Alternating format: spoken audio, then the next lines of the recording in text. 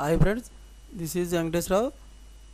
అందరూ బాగున్నారు ఫ్రెండ్స్. ఈరోజు మనకి వాల్కైన్ ఇంటర్వ్యూస్ ఇన్ఫోసిస్లో వాల్కైన్ ఐటీ కంపెనీలో మనకి వాల్కైన్ ఇంటర్వ్యూస్ ఉన్నాయి. ఆ విధంగా ఏ రోజు ఉన్నాయి, మన క్వాలిఫికేషన్ ఏమి ఉండాలి, దీనికి శాలరీ ఎంత ఇస్తారు అనేది క్లియర్గా చూద్దాం.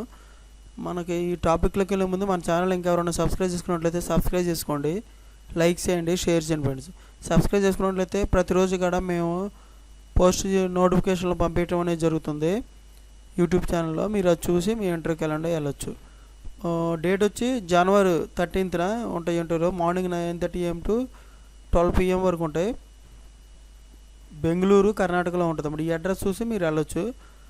ఒక నియర్ ల్యాండ్ మార్క్ కూడా ఇచ్చారు. ఈ ల్యాండ్ మార్క్ కూడా మనకి దానికి సపోర్టింగ్గా ఉంటుంది. మనకి నోట్ వచ్చేసి no laptops, camera allowed, no laptops cameras కూడా అలౌడ్ లేదనమాట. అప్లై చేసే రిజిస్ట్రేషన్ అప్లికేషన్ ఇది ఇక్కడ ఇచ్చారు లింక్. ఈ లింక్ చూసి మీరు అప్లికేషన్ లింక్ ఓపెన్ చేసి యాడ్ అవ్వచ్చు. క్వాలిఫికేషన్ వచ్చేసి గ్రాడ్యుయేట్ ఇన్ స్ట్రీమ్, గ్రాడ్యుయేట్, తర్వాత ఇన్స్ట్రక్షన్ డిజైన్ డాక్యుమెంట్స్, తర్వాత experience managing, training, administration, support activities, leadership skills. ఈ క్వాలిఫికేషన్స్ ఇవి ఉండాలన్నమాట. మనకి ఈనాడైతే వాళ్ళు ఇవి చూసి మనకి ఇంటర్వ్యూ నిర్వహించి మన ఇంటర్వ్యూలో ఫేస్ చేయడం జరుగుతుంది. డాక్యుమెంట్స్ వచ్చేసి అప్డేటెడ్ రెజ్యూమ్ ఒకటి ఉండాలి, ఐడి ప్రూఫ్ ఒకటి ఉండాలి, పాన్ కార్డు, ఆధార్ కార్డు, ఇవి మనకి తెలిసేసి ఉండాలన్నమాట.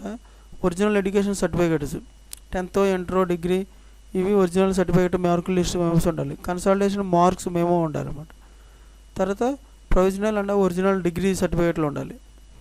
ఇలాగ ప్రతి ఒక్కటి కూడా మనకి ఉండాలి. Mobile charger and year headphones assessments మనకి ఉండాలన్నమాట. ఇవి ఉంటేనే మొబైల్ ఛార్జర్, ఇయర్ హెడ్ఫోన్స్ ఉంటే మనకి ఈ జాబ్లో తీసుకోవడం అనేది జరుగుతుంది ఇటు ఇంటర్వ్యూ చేసేసి. తర్వాత పొజిషన్ ఏమవుతుంది, టీమ్ లీడు, తర్వాత అసిస్టెంట్ మేనేజర్. షిఫ్ట్లు యూఎస్ షిఫ్ట్ల ప్రకారం మనకి ఇంటర్వ్యూ ఇక్కడ మనకి జాబ్ అనేది ఇవ్వడం జరుగుతుంది. తర్వాత ఎక్స్పీరియన్స్ 4 to 8 years ఎక్స్పీరియన్స్ ఉంటుంది. లొకేషను బెంగళూరులో. ఈ లొకేషన్. రెస్పాన్సిబిలిటీ చూడండి, instructional design documents and story boards, వీటిలో మనకి ఎక్స్పీరియన్స్ ఉండాలి. తర్వాత ఎస్ఎంఈలో ఎక్స్పీరియన్స్ ఉండాలి.